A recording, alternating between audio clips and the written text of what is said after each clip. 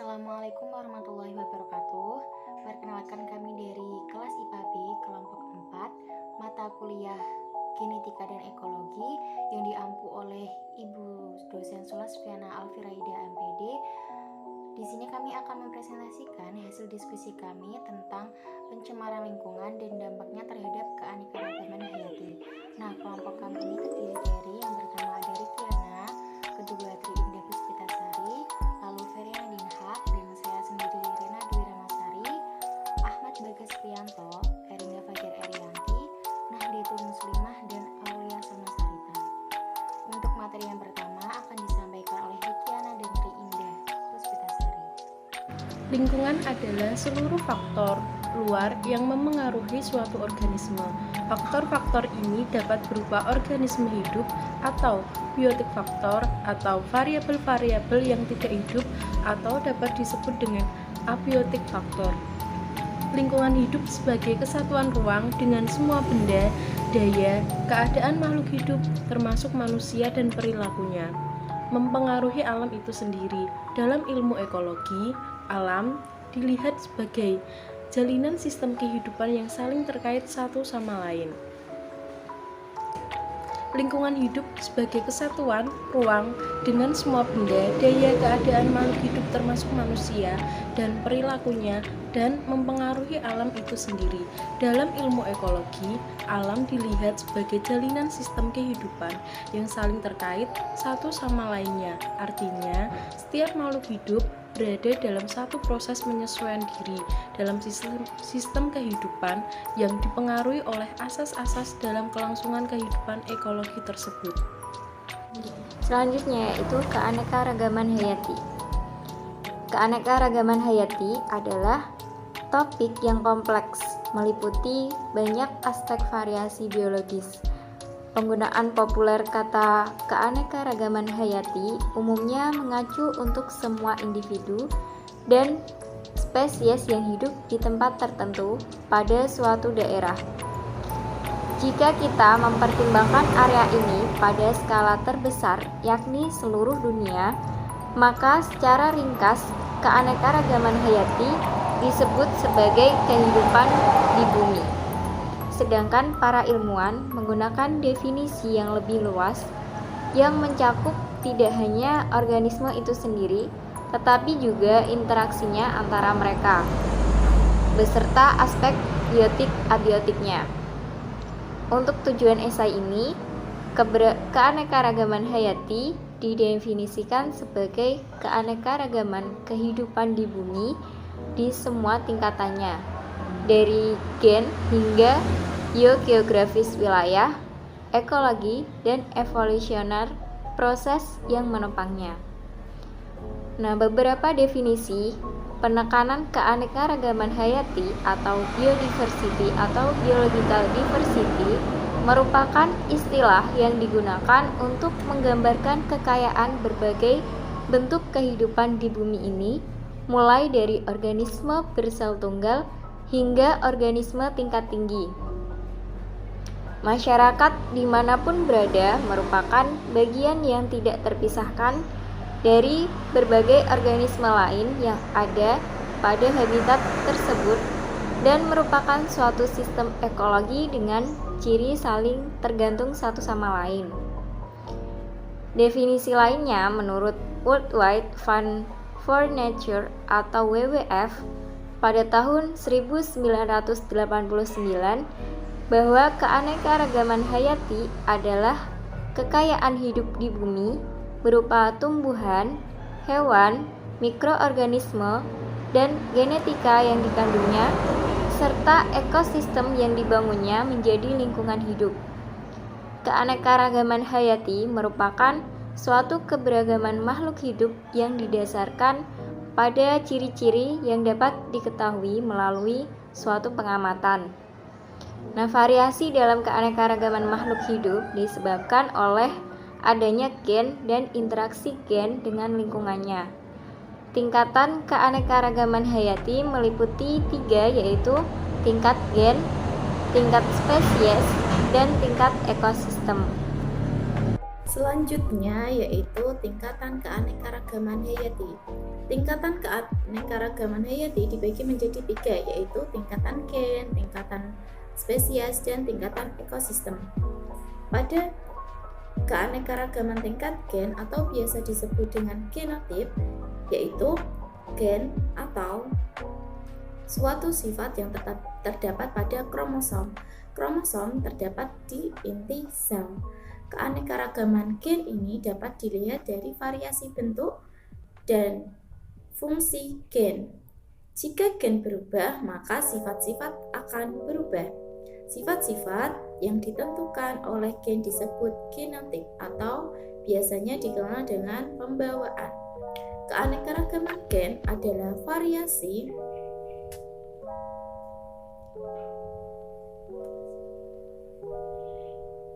atau perbedaan gen yang terjadi di dalam satu jenis atau spesies makhluk hidup. Keanekaragaman gen menyebabkan variasi antar individu sejenis. Dalam perkembangannya, faktor penentu tidak hanya terdapat pada gen saja, melainkan pada lingkungan juga berpengaruh. Sifat yang muncul pada setiap individu merupakan interaksi gen dengan lingkungannya. Dapat dilihat pada gambar terjadi keanekaragaman tingkat gen pada bunga mawar, lalat buah, dan ayam. Pada keanekaragaman pada bunga mawar, meskipun sama-sama memiliki nama Latin Rosa hybrid, tetapi warna mahkota bunga pada bunga mawar itu berbeda-beda. Hal ini disebabkan karena susunan gen yang berbeda pada bunga mawar. Selanjutnya yaitu ada yang kedua ini adalah lalat buah. Lalat buah yang memiliki nama Latin Drosophila melanogaster ini memiliki mata yang satu bermata merah dan yang satu bermata putih. Hal ini menandakan bahwa adanya keragaman genetika. Yang selanjutnya yaitu pada ayam, di sini terdapat ayam dari berbagai daerah, ada daerah Sumatera, Bali, Banten. Nah, dilihat dari bentuknya serta warnanya dan juga bentuk pial atau cingkirnya itu berbeda. Hal ini dipengaruhi oleh pembawaan gen. Selanjutnya yaitu keanekaragaman hayati tingkat spesies. Spesies atau jenis memiliki persamaan individu secara morfologis, anatomis, fisiologis, dan mampu saling kawin dengan sesamanya yang menghasilkan keturunan untuk melanjutkan generasinya. Keanekaragaman hayati tingkat spesies ini menunjukkan adanya jumlah variasi dari jenis-jenis organisme. Keanekaragaman ini terjadi karena adanya pengaruh gen dan habitatnya atau lingkungannya. Dilihat pada gambar terdapat pohon aren, kelapa, dan pinang. Nah, jika dilihat secara sekilas, ini memiliki bentuk yang sama. Tetapi pada pohon aren itu dan pohon pinang itu memiliki nama Latin yang berbeda. Pada pohon aren memiliki nama Latin Arenga pinanta dan pohon pinang memiliki nama Latin Areca catechu. Dapat dilihat dari pohon aren itu berada di habitat pegunungan, dan untuk pohon kelapa itu berada di habitat pantai. Selanjutnya yaitu tingkat keanekaragaman hayati tingkat ekosistem. Ekosistem dapat diartikan timbal balik antara makhluk hidup dengan makhluk hidup lain dan makhluk hidup dengan lingkungannya. Setiap makhluk hidup akan tumbuh dan berkembang sesuai dengan lingkungannya. Pada suatu lingkungan terdapat berbagai makhluk hidup yang berlainan jenis secara berdampingan dan damai, serta seolah-olah menyatu dengan lingkungannya. Lingkungan yang sesuai akan membentuk makhluk hidup dengan lingkungannya. Sebaliknya, makhluk hidup yang terbentuk oleh lingkungan akan membentuk lingkungan tersebut. Jadi, makhluk hidup dengan lingkungannya akan saling berinteraksi secara dinamis. Perbedaan kondisi komponen abiotik pada suatu daerah lingkungan tersebut menyebabkan jenis makhluk hidup yang berbeda beradaptasi dengan lingkungan yang berbeda. Contoh, keanekaragaman hayati tingkat ekosistem yaitu ada hujan tropis, ada hutan gurun, padang rumput, sawah, ladang, laut, air payau, dan lain-lain. Komponen biotik dan abiotik di berbagai variasi baik mengenai kualitas komponen tersebut maupun kuantitasnya. Hal ini menyebabkan terbentuknya keanekaragaman ekosistem di muka bumi ini. Antar komponen ekosistem hidup berdampingan tanpa saling mengganggu. Dan apabila terjadi kepunahan atau gangguan terhadap salah satu anggotanya, maka akan mengganggu kelangsungan hidup organisme lain. Suatu perubahan yang terjadi pada komponen-komponen ekosistem ini akan berpengaruh terhadap keseimbangan ekosistem tersebut. Dapat dilihat pada contoh yaitu ada ekosistem tundra, gurun, laut, dan hutan hujan. Nah, dari contoh-contoh ini dapat dilihat jenis tanaman yang berbeda, hewan yang berbeda, serta kondisi lingkungan juga berbeda. Keanekaragaman tingkat ekosistem ini menggambarkan jenis populasi dan organisme pada suatu wilayah. Keanekaragaman ini ditunjukkan dengan adanya perbedaan faktor abiotik dan jenis populasi serta organisme. Selanjutnya yaitu tentang pencemaran lingkungan. Pencemaran lingkungan dapat didefinisikan sebagai kontaminasi udara, air, atau makanan sehingga menyebabkan potensi bahaya nyata terhadap kesehatan dan kesejahteraan manusia atau merusak dan merugikan alam non-manusia tanpa pembenaran.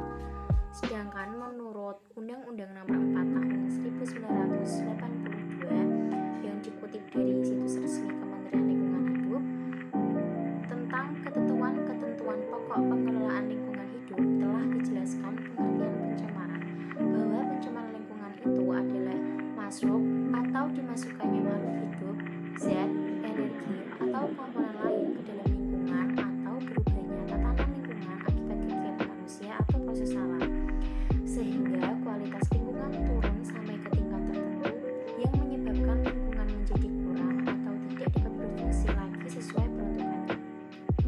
Macam-macam pencemaran lingkungan dan penyebabnya. Menurut sifat jenisnya, berbagai polutan yang ada di alam dapat dikelompokkan menjadi 5 macam pencemaran. Yang pertama yaitu pencemaran udara. Pencemaran udara adalah pencemaran yang diakibatkan oleh kegiatan manusia, baik disengaja atau tidak, yang mempengaruhi kualitas udara. Jenis pencemaran udara ini utamanya berupa karbon dioksida, SO2, N2O, CH4, O3, senyawa anorganik, senyawa organik, misalnya pestisida, zat radioaktif, misalnya tritium, radon, emisi dari BBM, instalasi pembangkit listrik, dan lain sebagainya. Hampir semua emisi bahan penyebab yang berasal dari proses alamiah selalu tersebar ke seluruh permukaan bumi, sehingga jarang terkonsentrasi dan mengakibatkan kerusakan. Pencemaran sulfur oksida dan partikel debu dari gunung berapi yang meletus ke dalam atmosfer dapat merusak lingkungan alam di sekitarnya. Selanjutnya, pencemaran yang kedua yaitu pencemaran suara atau kebisingan. Kebisingan adalah terjadinya bising atau noise di suatu lingkungan dan melampaui nilai ambang batas yang ditentukan sesuai peruntukan lingkungan tersebut. Pengaruh kebisingan pada kesehatan manusia ditentukan oleh tingkat atau kerasnya suara, jarak, dan intensitas kebisingan dari sumbernya. Setiap peruntukan lingkungan, misalnya lingkungan permukiman, lingkungan industri, dan lingkungan perkantoran memiliki ambang batas yang berbeda satu sama lain. Kemudian yang ketiga ada pencemaran air. Pencemaran air adalah benda asing yang masuk ke dalam suatu wilayah perairan dan menurunkan kualitas air wilayah perairan tersebut.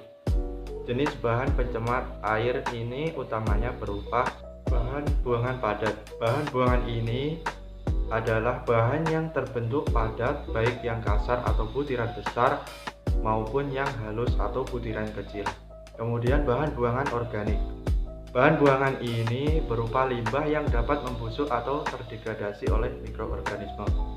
Bahan buangan organik ini dapat meningkatkan populasi mikroorganisme di dalam air, sehingga memungkinkan untuk ikut berkembangnya bakteri patogen.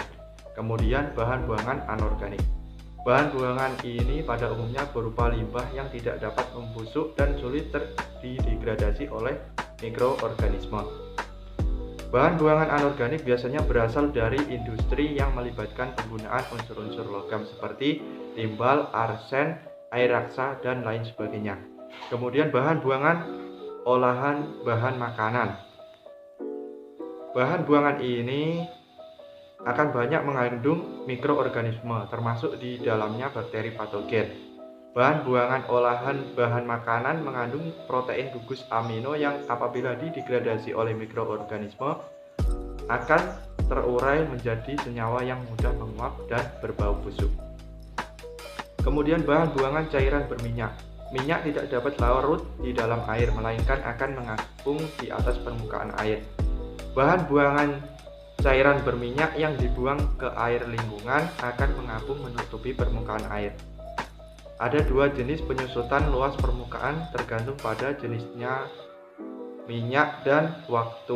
Lapisan minyak di permukaan akan menghalangi difusi oksigen, menghalangi sinar matahari sehingga kandungan oksigen dalam air jadi semakin menurun.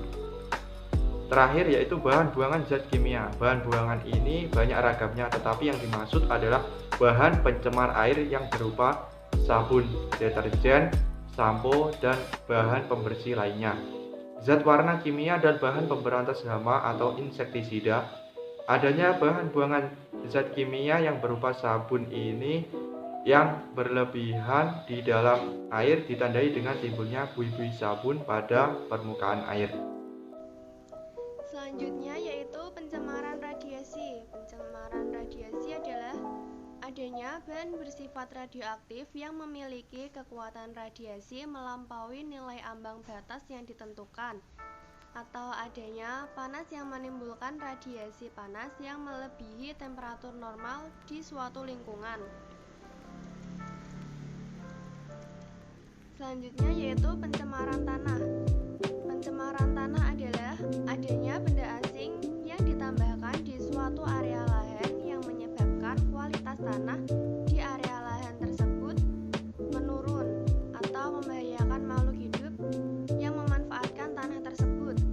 Jenis bahan pencemar tanah dapat berupa bahan kimia, mikroorganisme, bahan radioaktif, dan semua bahan pencemar yang ada dalam air juga mencemari tanah yang berkontak langsung dengan air yang tercemar tersebut.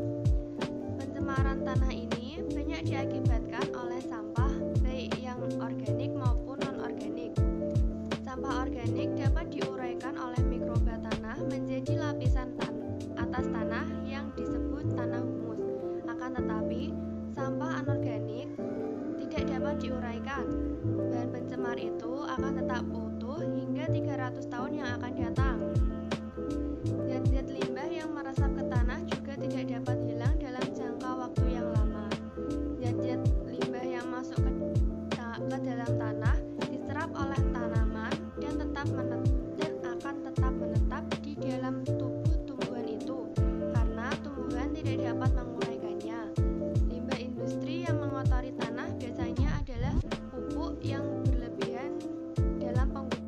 saya akan menjelaskan mengenai dampak pencemaran lingkungan terhadap keanekaragaman hayati atau biodiversitas. Pelepasan polutan maupun racun-racun kimia di perairan, daratan maupun di udara dapat berdampak buruk terhadap keberlangsungan keanekaragaman hayati. Yang pertama adalah dampak pencemaran laut terhadap biodiversitas. Sebagaimana contoh, yakni pada kontaminasi pada ikan pelagis di lautan. Ikan pelagis dewasa yang mengalami kontaminasi akan berimbas kepada pertumbuhan dan perkembangan sel telur dalam tubuh mereka. Begitu pula pada ikan pelagis muda yang berakibat pada keabnormalan pertumbuhannya. Selanjutnya pada proses reproduksi, kemungkinan besar embrio di dalam selama proses reproduksi ini, selama proses pertumbuhan mengalami ketidaknormalan secara genetik maupun kematian embrio. Selama masa pertumbuhan pun kemungkinan besar terjadi adanya keabnormalan perkembangan dari larva maupun kematian dari larva itu sendiri. Selanjutnya adalah dampak pencemaran udara terhadap biodiversitas. Polusi udara dapat memberikan dampak yang negatif terhadap keberlangsungan kehidupan dari keanekaragaman hayati baik secara regional maupun secara global. Emisi-emisi dari industri, kendaraan maupun gas rumah kaca ditransformasikan kemudian dapat berimbas kepada kehidupan dari masing-masing vegetasi yang ada di bumi, baik secara langsung maupun tidak langsung.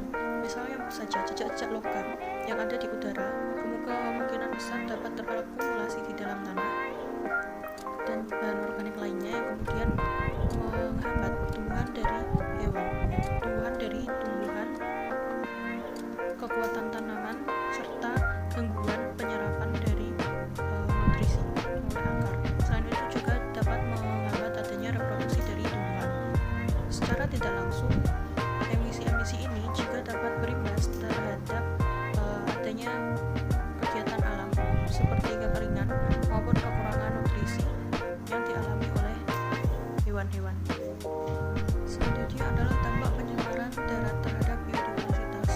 Kita ambil contoh adalah penggunaan plastik. Plastik di alam tidak bisa terurai secara sempurna. Kebanyakan dari plastik ini tetap berada di alam dengan mengubah bentuknya menjadi bentuk yang lebih mikroskopik. Dari sampah-sampah maupun pencemar yang bentuk mikroskopik seperti ini dapat menghambat penyerapan dari nutrisi dari tanah.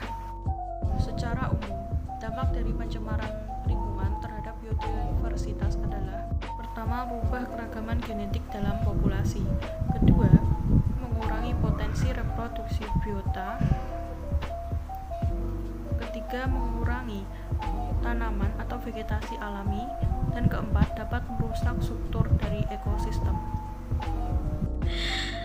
Penanganan pencemaran lingkungan itu ada dua macam cara utama. Yang pertama yaitu penanggulangan secara non-teknis, dan yang kedua yaitu penanggulangan secara teknis. Penanggulangan secara non-teknis itu terbagi beberapa macam. Yang pertama yaitu penyajian informasi lingkungan atau PIL. PIL merupakan gambaran suatu kegiatan yang akan diusulkan. PIL diberikan sebelum analisis mengenai dampak lingkungan. Mengingat bahwa PIL diberikan terlebih dahulu sebelum analisis mengenai dampak lingkungan, jadi PIL harus memuat garis besar jenis kegiatan yang akan didirikan dan macam lingkungan yang akan dianalisis.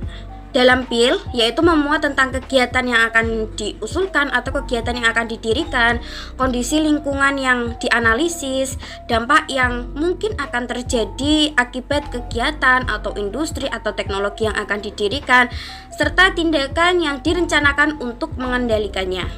Yang kedua yaitu analisis mengenai dampak lingkungan atau biasa dikenal AMDAL, adalah alat untuk merencanakan tindakan preventif atau pencegahan terhadap kerusakan lingkungan yang mungkin ditimbulkan akibat adanya industri atau teknologi yang akan dibangun.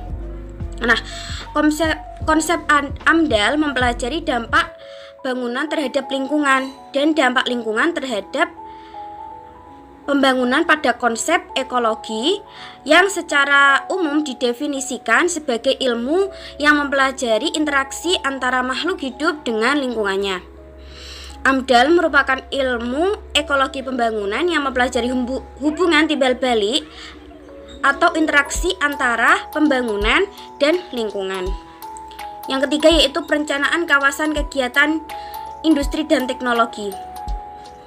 Perencanaan kegiatan industri dan teknologi dimaksud agar jika terjadi pencemaran lingkungan dan kegiatan tersebut dapat dipantau dengan mudah dan cepat sehingga penanggulangannya dapat dilakukan secara terpadu atau secara cepat dan daya dukung lingkungan sekitar tetap terjamin bagi kelangsungan hidup manusia. Dengan perencanaan pembangunan kawasan kegiatan industri dan teknologi yang baik, akan terjadi keseimbangan antara kegiatan industri dengan keperluan pemukiman sehingga tidak adanya kerugian di antara semua pihak atau di kedua belah pihak. Lalu yang keempat ada pengaturan dan pengawasan kegiatan. Nah, dalam menanggulangi pencemaran lingkungan perlu adanya pengaturan dan pengawasan atas segala macam kegiatan industri dan teknologi.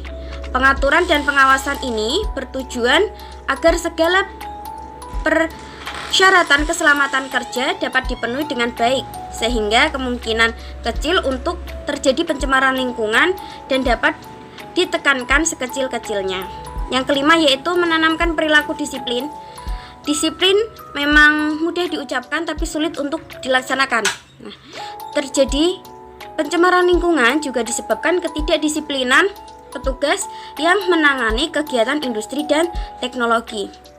Pembuangan limbah sembarangan, pembuangan limbah pabrik secara tanpa proses sering terjadi sehingga kasus utama penyebab terjadinya pencemaran lingkungan adalah limbah dari industri pabrik. Nah, yang kedua, penanganan secara teknis itu ada 3 macam. Yang pertama yaitu mengubah proses. Mengubah proses yaitu apabila dalam suatu proses industri dan teknologi terdapat limbah yang berupa zat kimia, maka akan terjadi pencemaran lingkungan jika limbah itu dibuang secara sembarangan. Jadi oleh zat kimia itu akan mencemari tanah, udara, dan kebisingan. Keadaan ini harus dihindari dengan cara mengubah proses yang memenuhi kriteria yang telah disebutkan di atas. Nah, beberapa proses dalam kegiatan industri dan teknologi sudah melakukan cara ini dan ternyata berhasil dengan baik. Contohnya pada industri pengolahan bahan nuklir untuk mendapat uranium dan batuan uranium digunakan serangkaian proses yang melibatkan penggunaan zat kimia. Pemakaian zat kimia menimbulkan masalah pada limbah pembuangannya. Sebagai gantinya zat kimia yang menimbulkan permasalahan lingkungan ini diganti oleh pemakaian bakteri untuk mencegah batuan uranium yang tidak membahayakan lingkungan. Terus yang kedua ada mengganti sumber energi. Sumber energi yang digunakan untuk kegiatan industri dan teknologi sebagian besar masih menggunakan bahan bakar fosil, baik minyak maupun batu bara. Telah diuraikan bahwa pemakaian bahan bakar fosil dan yang menghasilkan komponen pencemar berupa gas SO2, NO2, H2S, dan sebagainya. Hal ini bisa dilakukan dengan cara mengganti bahan bakar dengan LNG atau liquid natural gases yang merupakan gas buangan yang lebih bersih. Yang ketiga ada mengelola limbah. Semua kegiatan industri dan teknologi akan menghasilkan limbah buangan yang akan menjadi masalah bagi lingkungan. Nah, pengelolaan limbah bahan buangan industri dan teknologi dimaksud untuk mengurangi pencemaran lingkungan secara umum. Dikenal tingkatan proses pengolahan limbah itu ada 3, yaitu pengolahan awal, lalu pengolahan lanjutan, dan pengolahan akhir. Pengolahan awal yaitu semua bahan buangan industri ditampung pada suatu tempat dan dipisah antara bahan buangan organik dan bahan buangan anorganik. Pada tahap ini juga dilakukan pemisahan bahan buangan yang masih bisa didaur ulang dengan bahan buangan yang sudah tidak bisa didaur ulang.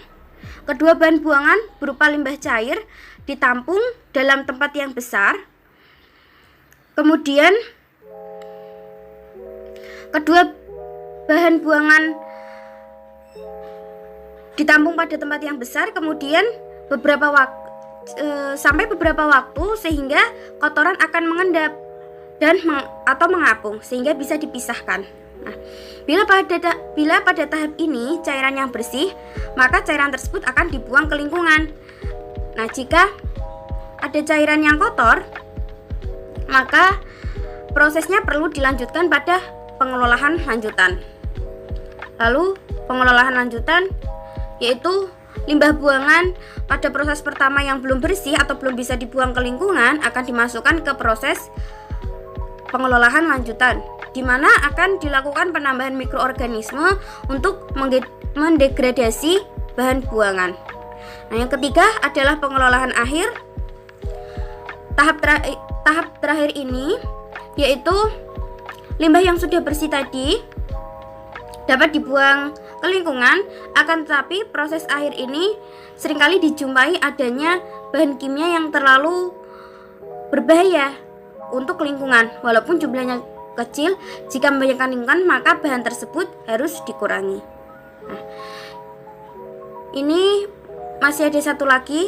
Setelah mengelola limbah itu ada menambah alat bantu, itu untuk melengkapi cara penanggulangan pencemaran lingkungan secara teknis. Itu ada menambah alat bantu untuk mengurangi pencemaran lingkungan. Alat bantu yang digunakan tergantung pada keadaan dan macam kegiatan yang digunakan untuk mengurangi pencemaran lingkungan, seperti filter udara, pengendap silikon, filter basah, pengendap sistem gravitasi, dan pengendap elektrostatik. Selanjutnya, prinsip pencegahan penanggulangan pencemaran lingkungan yang lain itu ada prinsip reduce, reuse, dan recycle. Reduce yaitu dalam bahasa Indonesia artinya mengurangi. Nah, contoh prinsip reduce yaitu menghindari pemakaian dan pembelian produk yang menghasilkan sampah dalam jumlah yang besar. Contoh yang kedua yaitu gunakan kembali wadah kemasan yang fungsinya sama. Terus yang ketiga ada gunakan baterai yang bisa dicas. Yang keempat ada jual atau berikan sampah yang terpilih kepada pihak yang memerlukan. Yang kelima ada ubah pola makan menjadi pola makan yang sehat. Yang keenam ada membeli barang dalam kemasan besar. Jangan yang kemasan saset itu ya. Terus yang ketujuh ada bawa kantong belanja pada saat belanja, jadi kita meminimalisir penggunaan plastik. Terus yang ke-7 ada yang ke-8 ada gunakan rantang untuk tempat membeli makan. Yang ke-9 ada menggunakan kendaraan ramah lingkungan. Yang ke-10 ada menghindari penggunaan deterjen yang berlebihan. Yang ke-11 ada menghindari penggunaan pupuk insektisida yang berlebihan. Nah, terus prinsip yang kedua itu prinsip reuse atau menggunakan kembali. Seperti di gambar, kita menggunakan kembali barang yang sudah tidak dipakai untuk menghias rumah, seperti itu. Contoh yang lain yaitu pilih produk dengan kemasan yang dapat didaur ulang. Yang kedua yaitu gunakan produk yang dapat diisi atau refill. Yang ketiga yaitu kurangi penggunaan bahan sekali pakai. Contoh yang keempat yaitu kaleng besek. Kaleng atau baskom besar digunakan untuk pot bunga atau tempat sampah. Yang keenam ada gelas dan botol plastik untuk pot bibit atau macam-macam kerajinan. Yang ke-7 ada bekas kemasan plastik dapat digunakan sebagai tas, dapat dijadikan kerajinan. Dan yang ke-8 ada styrofoam dapat digunakan untuk pot, atau lem. Yang ke-9 ada potongan kain, bisa digunakan untuk lap, keset, dan lain-lain. Yang ke-10 ada majalah dan buku, bisa ditaruh di perpustakaan. Nah, contoh yang ketiga yaitu recycle atau daur ulang. Contoh daur ulang yaitu mengubah sampah plastik menjadi souvenir. Contoh yang kedua yaitu lakukan pengelolaan sampah organik menjadi kompos. Contoh yang ketiga yaitu mengubah sampah kertas menjadi lukisan atau mainan miniatur. Sekian dari kelompok kami. Bila kami ada salah kata, mohon maaf yang sebesar-besarnya. Billahi taufiq wal hidayah, waridul inayah. Wassalamualaikum warahmatullahi wabarakatuh.